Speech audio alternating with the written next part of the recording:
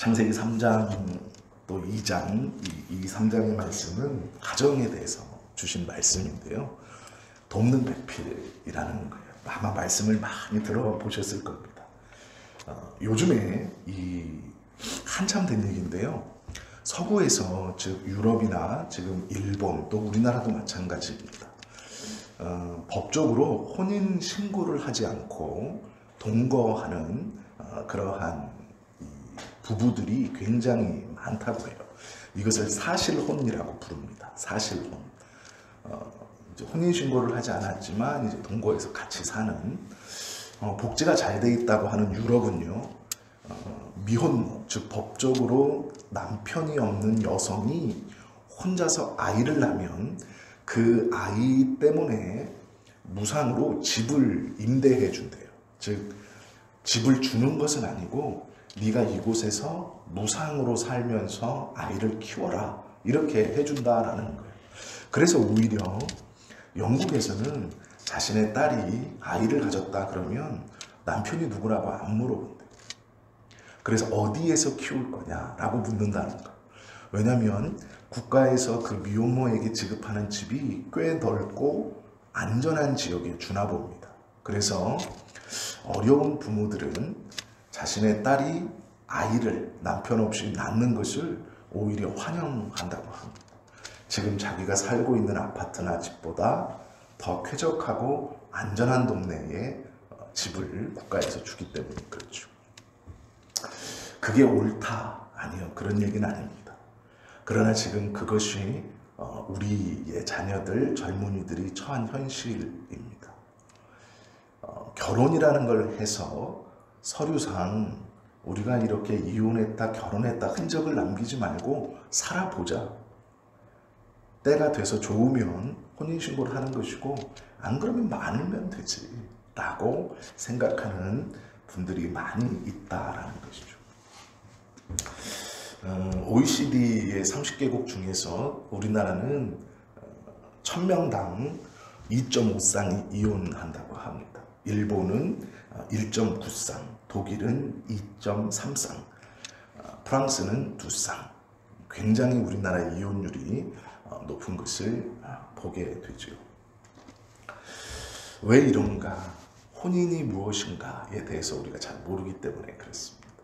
예전에는 기독교인이라고 하면 몇 가지 지키는 것들이 꼭 있었어요. 세상 사람들이 볼 때 기독교인이라고 하면 기본적으로 이것은 지키며 사는 사람들.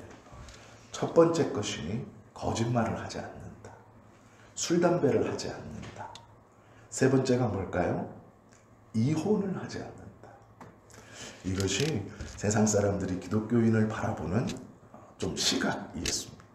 그러나 지금은 이것들이 다 무너져 버리고 없어져 버렸죠. 참 좋은 거지만 이것들을 우리들이 지키지 못했습니다. 성경에 보면 이 혼인에 대해서 이야기를 하시는 부분이 창세기 2장에 등장합니다. 천지를 창조하시고 이게 가장 중요한 일이고 그 다음으로 하나님이 중요하게 여기신 것이 혼인이에요. 그렇기 때문에 창세기에서 우주를 창조하신 이야기를 가장 앞에, 그리고 그 바로 뒤에 돕는 배필, 이 혼인에 대해서 얼마만큼 하나님이 중요하게 여기시는가를 보여주시기 위해 두 번째 사건에 배치했어요. 그만큼 중요한 일이기 때문에 그랬습니다. 혼인과 결혼은 조금 차이가 좀 있습니다. 혼인은 두 사람의 합의가 혼인이에요. 즉 남성과 여성이 우리가 이렇게 사랑하는데 같이 살면 좋겠다라는 이 합의가 이루어지면 그것이 혼인입니다. 그리고 결혼은 그것을 법적으로 계약을 할 때가 결혼이에요. 이게 정확한 뜻이거든요. 즉 내가 누구와 혼인했어 라고 말할 때 나도 저 사람도 서로 배필로 인정했어 이렇게 말해요. 이게 이제 서양에 가면 확 도드라집니다. 그러나 결혼해서 라는 말은 법적인 관계가 성립됐어 라는 것. 즉 혼인이 먼저 일어나고 그리고 법적으로 결혼을 하는 순서가 이렇습니다. 결혼을 잘 하지 않으려고 그래요. 이 법적으로 하는 것을 꺼려 하는 것이 지금의 모습이죠. 하나님께서 이것을 어떻게 말씀하시는가 오늘 좀 우리가 보려고 합니다. 성경은요 돕는 배필이라고 말해요. 돕는 배필. 아담을 만드시고 아담이 홀로 있는 것을 하나님이 좋게 여기지 않았어요. 그런데 제가 혼자 생각을 해봤거든요. 사람은 아담 하나지만 이 아담이 혼자가 아니잖아요. 하나님과 함께 있잖아요. 하나님과 아담이 교제하잖아요. 그러면 아담이 그 하나님과 교제하고 하나님이 만들어주신 에덴 동산에서 하나님과 교류하며 사는데 부족함이 있을까? 그의 마음에 허전함이 있을까? 하나님과 대화하고 하나님과 거닐고 하나님과 이야기를 하고 있는 아담이 에덴에 있는데 부족한 것이 있을까 과연? 돕는 배필. 하나님이 옆에 계신데 아담에게 부족한 것이 있어서 도와주어야 하는 누군가를 만드실 필요가 있었을까? 혼자 이렇게 고민을 좀 해봤습니다. 도대체 뭐가 부족했을까? 하나님이 아담을 사랑하시고 만드시고 교제하시지만 항상 함께 있지 못하니 돕는 배필을 주셨나 보다. 그러면 이 돕는 배필은 하나님께서 하나님 대신 주신 거잖아요. 그러기에 하나님을 믿는 사람이 배필로 오는 것이 당연한 것 같아요. 하나님이 아담을 보시고 뭐라 그러시냐면요. 독처한다. 혼자 있는 것이 보기 좋지 않으니 라고 말씀하세요. 혼자 있는 것.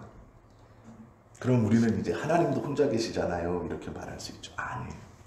하나님은 삼위 하나님이 함께 계시기 때문에 혼자 계신 분이 아니에요. 그러나 인간인 아담은 혼자 있어요. 그러기에 그것이 보시기에 좋지 않았나 봐요. 그래서 아담을 잠들게 하시고 갈빗대를 취하여서 하와를 만들어 깨어난 아담 앞에 데려다 주시죠. 그러면서 돕는 배필이다 이렇게 말씀하세요. 돕는 배필. 이 말씀이 왜 중요하냐면요. 고대의 기록에 보면 여성들에 대해서 거의 기록하지 않습니다. 즉 여성들의 비중이 굉장히 낮거나 하찮거나 거의 기록되어 있지 않아요. 그런데 성경은 두 번째의 중요한 사건에 여성의 이야기를 매우 많은 분량으로 기록하고 있어요. 그것도 자세하게.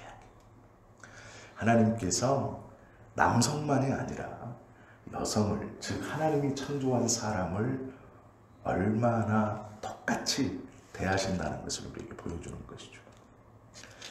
창세기 19장 31절에 보면 이렇게 말해요. 큰딸이 작은딸에게 이르되 우리 아버지는 늙으셨고 이 땅에는 세상의 도리를 쫓아. 세상의 도리라는 게 있었어요. 뭐냐면 우리의 배필될 사람이 없으니. 세상의 도리. 남자는 여자를 만나서 하나님을 떠나 가정을 이룰 것이다. 남자는 여성을 만나서 부모를 떠나 가정을 이룰 것이다. 성경에 보면 아담과 하와를 보고 나중에 하나님 뭐라고 하시냐면 부모를 떠나 둘이 한 몸이 될 것이다 이렇게 말해요. 아담에겐 부모가 없어요. 근데 하나님 부모를 떠나라고 얘기하세요. 이것은 아담에게뿐 아니라 아담의 후손들에게 주시는 하나님의 말씀이에요. 이것이 혼인의 법칙입니다. 결혼해서 따로 살아야 되는 것. 독립된 가정을 이루어야 되는 것이죠. 롯의 두 딸이 남편감을 이야기하면서 이렇게 얘기해요. 다 불과 유황으로 타 죽었는데 세상의 도리를 쫓아 우리의 배필될 사람이 없으니 어떡하냐 이렇게 말을 하는 거예요. 딸들이. 하나님의 말씀이 세상의 돌이라고 표현되는 구절이죠. 남편을 지칭하는 말로 돕는 배필 이렇게 말해요. 창세기에서는 아담이 있고 하와를 하나님이 데려다 주시면서 뭐라고 말씀하시냐면 돕는 배필이다 이렇게 얘기해요. 그래서 우리들이 이렇게 생각합니다. 여자는 남자를 돕는 사람, 돕는 배필이라고 하잖아. 아니에요. 성경은 여성이 남성을 보고도 돕는 배필이라고 말해요. 제가 지금 그 말씀을 드리려고 하는 거예요.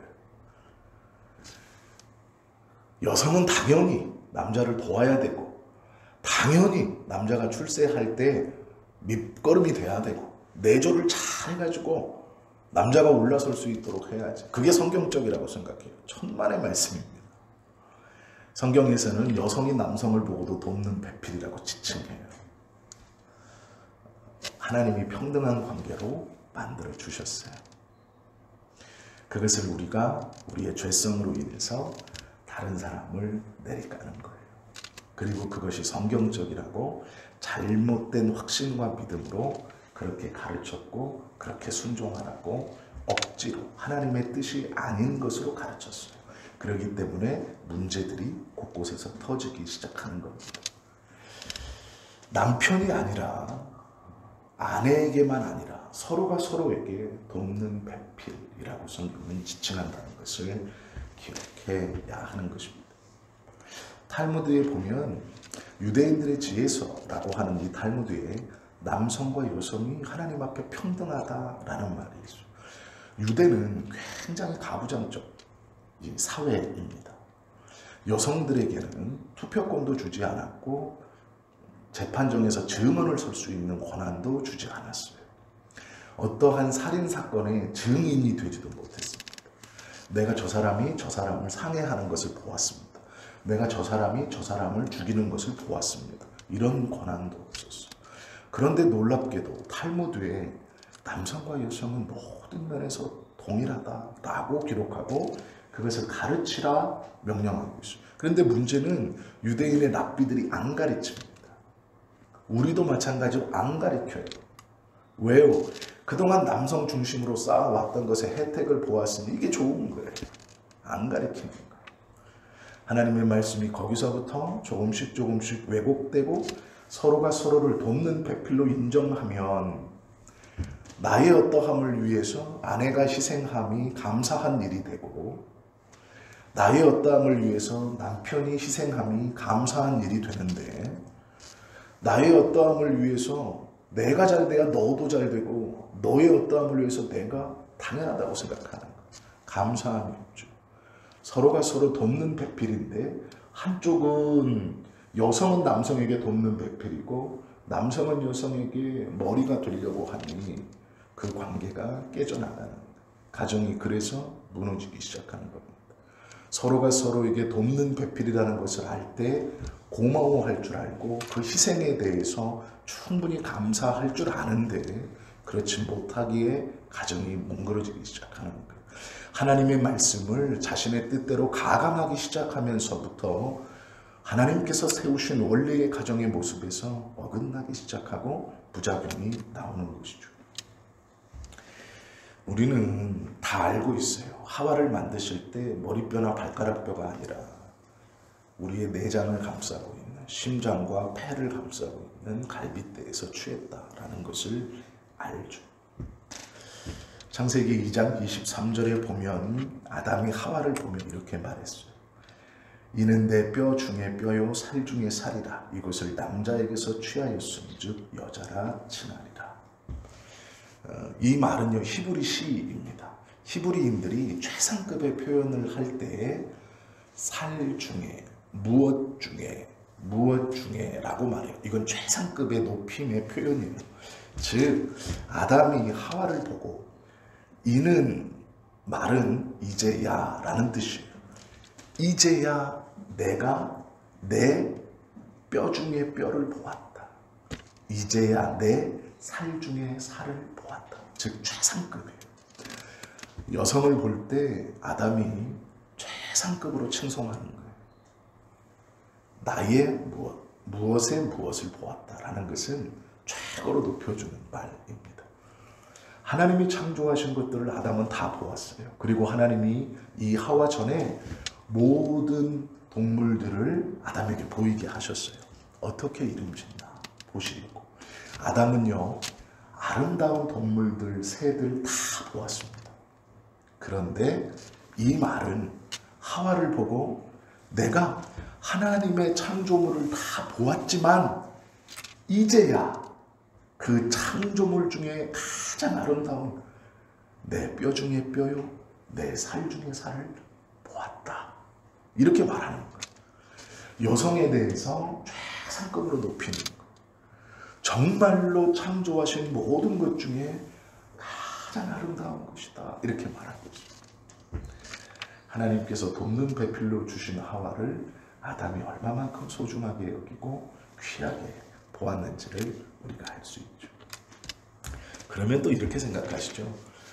우리 남편은 뭐 그런 말을 한 번도 안 해줘. 그럴 수 있습니다. 그런데 반대로 또 생각하셔야 돼요.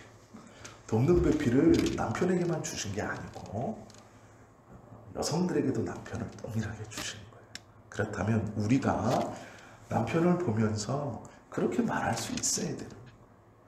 나한테만 그렇게 말해주지 않는다고 할 게 아니고 내가 배우자를 보면서 그렇게 말할 수 있어야 된다는 거예요. 이게 하나님의 법칙이에요. 하나님의 말씀입니다.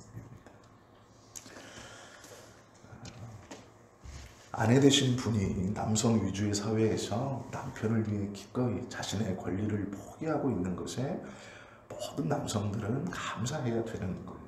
이것이 하나님의 뜻이고 성경적인 부부입니다. 그리고 이 법칙에 대해서 하나를 또 말씀하세요. 그게 뭐냐면 한 몸을 이루어야 한다라는 거예요. 돕는 배필을 모두에게 주셨고 서로가 서로에게 돕는 배필로 주셨고 최상급으로 높이면서 하나님의 창조물 중 가장 아름다운 것을 보았다. 나와 동격인 내 뼈 중에 뼈고 살 중에 살이다. 즉 나와 동격이다 라고 말했어요. 이런 아담과 하와에게 하나님이 또 뭐라 그러시냐면 한 몸을 이루라 이렇게 말해요. 창세기 2장 22절입니다. 여호와 하나님이 아담에게서 취하신 그 갈빗대로 여자를 만드시고 그를 아담에게로 이끌어 오시니. 창세기 3장 12절 아담이 가로되 하나님이 주셔서 나와 함께 하신 여자 그가 그 나무의 실과를 내게 주므로 내가 먹었나이다. 창세기 2장과 창세기 3장 요 한 장 사이에 지금 무슨 일이 벌어지고 있습니다. 무슨 일이 벌어졌어요. 창세기 2장에서 하나님이 하와를 아담 앞에 데려다 놓으시고 명령하셨어요. 부모를 떠나 둘이 한 몸을 이룰 것이다. 최상급의 표현으로 표현했습니다. 하나님의 창조물 중 가장 아름답다라고 표현했어요. 그렇게 감탄했는데 중간에 무슨 일이 있었는지 3장에 가서는 자신의 죄악의 책임을 그 여인에게 돌리고 있어요. 내 뼈 중에 뼈요 살 중에 살이라고 말했던 그 하와에게서 그렇게 부르지도 않아요. 하나님이 나에게 주셔서 나와 함께 하게 하신 여자 그가 나로 실과를 주므로 내가 먹었습니다. 무슨 일이 중간에 있었던 거죠? 불순종의 사건 이후에 그 마음에 죄악이 싹튼 다음 하나님께서 주신 가장 귀하고 아름답고 존귀했던 그 여성을 자신의 죄를 회피하는 하나의 도구요 수단으로 떨어뜨립니다. 나는 이 죄에 대해 책임이 없습니다. 라고 말하고 있습니다. 우리가 아내와 남편을 사랑하지 못하는 것은 그를 존귀히 여기지 않기 때문입니다. 하나님께서 나에게 돕는 배필로 주셨다라는 믿음이 없기 때문에. 그건 왜 그러느냐? 내가 선택했거든. 내가 내 눈에 보기에 좋은 대로, 내가 내 마음에 합한 대로 선택했기 때문이에요. 그때에 우리는 상대방을 하찮게 여기는 것, 상대방을 존중하지 못하는 것. 창세기 2장 24절에 보면 그러므로 남자가 부모를 떠나 그 아내와 연합하여 둘이 한 몸을 이룰지니라 라고 말씀해요. 이 말씀을 예수님이 그대로 받아서 하신 말씀이 있습니다. 마태복음 19장 5절 6절입니다. 말씀하시기를 이러므로 사람이 그 부모를 떠나서 아내에게 합하여 그 둘이 한 몸이 될지니라 하신 것을 읽지 못하였느냐. 이러한즉 이제 둘이 아니요 한 몸이니 그러므로 하나님이 짝지어 주신 것을 사람이 나누지 못할지니라 하시니라고 말씀한다라는 거예요. 혼인은 강요된 것이 아니에요. 혼인은 강요될 수 없는 겁니다. 혼인은 하나님께서 짝지어 주신 거예요. 그런데 우리는 우리 눈에 좋은 대로, 내 뜻대로, 내 마음에 합한 대로. 제가 청년부 사역할 때 참 난감했던 적이 있어요. 그게 무엇이냐면 남자 청년이 하나 저에게 와서 얘기를 했어요. 제가 예전에 한번 말씀드린 적이 있는 것 같은데, 전도사님 어떤 자매하고 결혼을 해야 될 것 같습니다. 이렇게 얘기했어요. 그래? 둘이 사겨? 아직 안 사귀는데 이제 사귈 거래요. 그래요? 얘기는 해봤어? 아직 안 해봤대요. 이제 할 거래요. 그걸 어떻게 알아? 기도했대요. 자기가 기도했는데 하나님이 응답을 주셨대요. 결혼할 거라고. 근데 머리가 띵하더라고. 큰일 났구나. 누가 큰일 났을까요? 이 친구도 큰일 났고 그 자매도 큰일 났어요. 나중에 알고 보니까 이 자매는 남자친구가 있어요. 그 교회 안에. 이 친구는 응답 받았대요. 어떻게 해요, 이 일을? 기도해 준다고도 못하겠더라고요. 그래? 근데 이 친구는 확신하는 거예요. 내가 기도했더니 하나님이 응답 주셨대요. 혼인을 했을까요? 못했어요. 당연히 못하죠. 사귀었을까요? 못 사귀었어요. 이 둘이 결혼해서 잘 살아요. 응답을 받았대요. 어떻게 받아들여야 돼? 이런 청년들이 의외로 많습니다. 교회 안에. 자기 눈에 좋은 대로, 자기 마음에 좋은 대로 기도하는 거예요. 하나님 저 자매, 하나님 저 형제. 그리고 자기 마음이 편한 대로 결정해서 하나님이 응답 주셨다라고 말해요.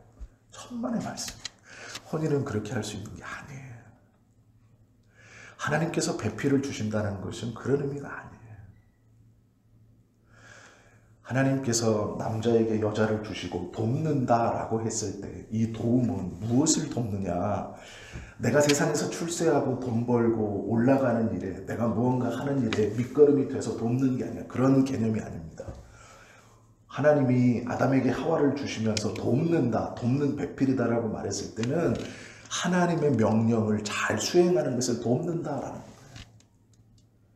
내가 창조한 모든 것을 너에게 위임할 것이니 너는 생육하고 번성해서 땅에 충만하면서 이 모든 나의 창조물들을 대신 잘 가꾸고 지키고 너뿐 아니라 다 번성케 하라는 하나님의 명령이에요. 그 명령을 잘 수행할 수 있도록 돕는 배필을 주신 거예요. 그런데 우리는 내 눈에 편하고 내 눈에 좋고 내 마음에 합하고 조건에 맞아서 내가 출세하고 살아가는 데 있어서 경제적으로 또 어떠함으로 택하는 거예요. 그거에다가 자신의 마음을 교묘하게 하나님의 뜻이라고 위장해서 하나님의 뜻이다 라고 하니 부작용이 나죠. 돕는 배필은 주의 일을 위해서 맺어주는 것이 혼인이에요. 그것이 결혼입니다. 그렇지 않으니 부작용이 나오는 거예요. 왜 내가 나의 배우자와 사위가 좋지 않을까? 이유는 간단합니다. 죄송한 말씀이지만 이건 저를 포함한 거기 때문에 왜 그럴까? 돕는 배필이 아니거든요. 둘이 하나님의 일을 하지 않거든요. 하나님의 뜻을 이루어가는 돕는 배필이 아니에요. 그렇기 때문에 다투는 거고, 그렇기 때문에 낮춰보는 거예요. 존중하지 못하고 소중하게 여기지 못하는 거예요.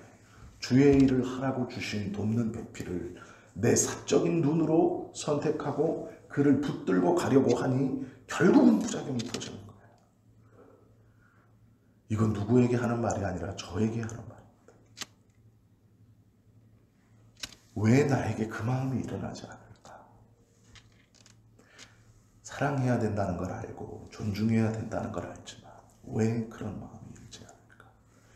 한 번도 둘이 하나님의 말씀과 하나님의 뜻을 이루어가는 일을 해본 적이 없고 돕는 배필의 관계를 몰라요. 그렇기 때문에 그냥 산다. 애 때문에 살지. 그냥 살아라고 하는 것. 이것이 우리의 죄로 인해서 어그러진 모습입니다. 이것이 가정의 모습이에요. 그러면서 말로는 하나님이 맺어줬다라고 하죠. 거짓말입니다. 그렇지 않아요. 내 눈에 좋은 대로 선택했기 때문에 그를 선택할 때 말씀이 없었고 기도가 없었고 하나님 앞에 몸부림이 없었어요. 과연 저가 하나님 내가 주님을 믿으며 지켜가야 하는 그 사명과 내가 마땅히 감당해야 하는 그 일에 돕는 배필로 내 옆에 서서 함께 도울 수 있습니까? 아니요. 기도하지 않으셨잖아요. 그것이 결혼의 목적이 아니었잖아요. 그것이 내가 나의 배우자를 바라보는 시각이 아니었잖아요. 그러면서 문제가 일어나지 않기를 바라는 건 잘못된 거예요. 어떻게든 했으니 어떻게든 해주겠지. 아니요. 요즘은 그런 게 안 됩니다. 다 아시잖아요. 요즘은 안 돼요. 우리의 자녀들이 배우자를 선택할 때 꼭 유지시켜 주셔야 돼요. 오늘이라도 나의 배우자를 위해서 기도할 때 하나님 돕는 배필로 우리의 자녀들의 배우자들도 나의 옆에 지금 있는 이 배우자도 돕는 배필로 내가 봐. 그렇지 않았기 때문에 가정들이 팍팍 깨져나가는 겁니다. 하나님께서 우리에게 가정을 주신 이유, 아내와 남편을 주신 이유는 하나님의 일을 잘하라고 주신 거예요. 이게 돕는 배필이에요. 내 눈에 내 귀에 어떠함이 아니에요. 주님의 일을 같이 할 수 있는가가 제일 중요합니다. 같은 신앙을 가지고 있는가. 한 하나님을 같이 보고 있는가.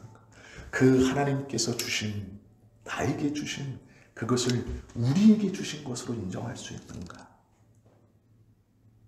그것이 먼저더라고요. 그런데 그렇지 못한 거죠. 한쪽은 말씀으로 살려고 하고 어떻게든 신앙 안에 살려고 하는데 한쪽은 구경하고 있어요. 왜 그렇게 됐을까요? 처음부터 그렇게 시작하지 않았어요. 그게 지금 우리의 가정 속에 부작용으로 막 나오는 거예요. 다시 우리가 처음으로 돌아갈 수 없잖아요. 그러면 젊은 시절로 돌아갈 수 없기 때문에 하나님 앞에 바르게 기도해야 돼요. 바르게. 내 남편이, 내 아내가 돕는 배필로 하나님 이제라도 돕는, 내 아내가, 내 남편이 성공해서 사업이 터져서 어떻게, 그거 말고요. 그거보다 더 중요해요. 하나님, 내 아내가, 내 자녀의 배필들이 하나님의 뜻을 함께 이루어나가는 돕는 배필로 하나님이 연결시켜 주십시오. 그렇게 변화시켜 주십시오. 내가 돕는 배필로 바라보고 존중하고 그를 위해서 기도하게 해주십시오. 해야 되는 거예요. 지금까지 틀어져 왔다면 이제 바로 잡아야죠. 이제 바로 잡아가야죠. 그것이 말씀이 우리로 깨닫게 해주시는 거예요. 말씀이 선언되어졌을 때 듣는다는 건 자신을 돌아보고 잘못된 것을 바로 잡는 거예요. 왜 지금 이 말씀을 주시느냐? 늦지 않았기 때문이에요. 안 늦었습니다. 이제라도 나의 자녀들의 배필들이 하나님 그들이 조건을 맞추어서 좋아서 그냥 서로 무어가 맞아서가 아니라 주님의 일을 다 협력해서 할 수 있는 돕는 배필로 하나님 만나게 하시고 무엇보다도 하나님이 주신 그 사명을 잘 감당하는 아름다운 가정으로 하나님 출발할 수 있고 변해갈 수 있고 지금이라도 방향이 그렇게 틀어질 수 있도록 우리를 위해서 또 우리의 자녀들을 위해서 그렇게 기도하는 것이죠. 그것이 하나님이 우리에게 가정을 허락해 주신 이유입니다. 결혼은 해도 후회 안 해도 후회라는 말이 있어요. 그런데 이건 비성경적 말입니다. 결혼은 무조건 해야 돼요. 이 독신의 은사를 받지 않았다면 무조건 해야 됩니다. 나는 남자를 봤는데 죄송합니다. 여자를 봤는데 결혼하고 싶은 생각이 한 번도 든 적이 없어요. 그게 독신의 은사가 아닙니다. 나는 이성을 봤는데 호감이 가지 않는다. 그게 독신의 은사가 아니에요. 독신의 은사는 하나님의 사역을 나 혼자 충분히 감당할 수 있다라는 자신감이 독신의 은사예요. 성경대로라면.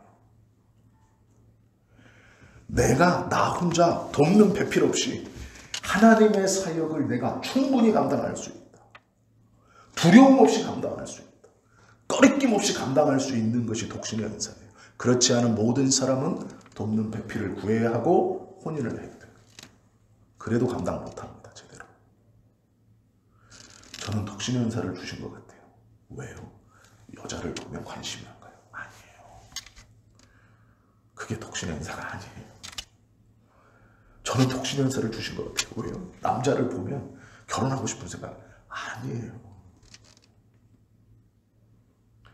성경에서 말씀하시는 독신의 은사는 하나님의 사역을 자기 혼자 충분히 감당할 수 있는 사람들이 갖는 거예요. 그런 사람은 성경에 한 명도 없습니다. 우리에게 가정을 주신 이유는 주님의 일을 잘하라고 주신 거예요. 그게 어긋났기 때문에 지금 이렇게 다 삐걱대는 거예요. 그것부터 회복돼야 돼요. 나의 기도가 그것부터 이루어져야 돼요. 내가 상대방을 나의 어떤 육신적인 것이 아니라 나의 옆에 두는 어떠한 만족이나 구색 맞추기가 아니라 나를 위해서 희생하고 내가 밖에서 돈 버니까 안에서 살림하는 그 어떤 것이 아니라 하나님의 일을 함께 해가는 돕는 배필이에요. 그렇게 우리에게 허락해 주시는 거예요. 그렇게 이제 회복되어서 가야 돼요. 그리고 그렇게 기도하는 것이 하나님께서 우리에게 원하시는 가정을 주신 이유입니다. 말씀을 좀 마칠게요. 결혼 생활에서 우리가 우리의 가족들을 새롭게 보아야 돼요. 그 가족 구성원 하나하나는 다 하나님의 은혜 아래 있는 사람들. 하나님께서 특별한 계획이 있어서 우리에게 가족으로 붙여주신 정말로 소중한 사람들입니다. 그 사람들을 사랑하고 기도할 때 하나님 돕는 배필로 우리가 서로 하나님의 뜻을 위해 협력하는 그러한 하나님의 뜻을 이루어가는 돕는 배필로 잘 살아가게 해 주십시오라고 기도합니다. 이것이 우리에게 가정을 주신 이유입니다. 하나님이 선물로 주신 자신의 배우자를 사랑하는 것은 복입니다. 이 복을 누리실 수 있어야 돼요. 그냥 사랑하는 게 아니고 육신적으로 사랑하는 게 아니고 하나님의 뜻을 이루어가는 그 동역자로서 바라보고 사랑하는 거예요. 어떻게 기도하느냐, 어떻게 바라보느냐, 그것이 참 중요합니다. 바라고 원하기는 가정을 주신 이유를 바로 알고 오늘부터 우리가 우리의 자녀들에 대한 배우자의 기도가 바뀌고 내가 하나님 앞에서 혼자 되었다면 하나님 내가 더 열심을 내서 둘이 감당해야 하는 것을 혼자서도 충분히 감당할 수 있는 믿음을 나에게 주십시오 라고 기도해야 하고, 관계가 조금 좋지 않다면 아유 저 왼수 같은 인간 사랑하게 해주세요가 아니고 돕는 배필로 서로 존중하고 변화될 수 있도록 하나님 도와주십시오 하는 거예요. 그것이 우리에게 가정을 허락하신 하나님의 뜻입니다. 그 뜻을 순종하고 그 은혜를 누리며 살아가는 저와 여러분들 되시기를 예수님의 이름으로 축원합니다.